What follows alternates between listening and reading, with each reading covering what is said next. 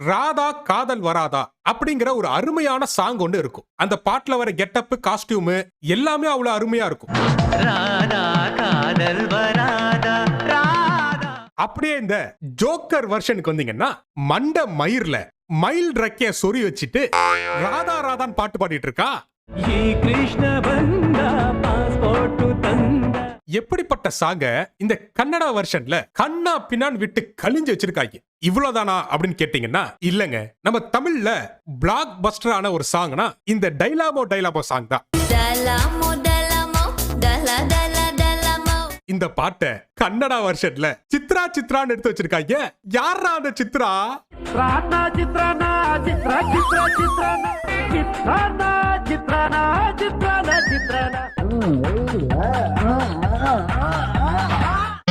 யாரா அவன் பாட்டுக்கு நடுவுல ஆய் போற மாதிரி முக்கிட்டு இருக்கா?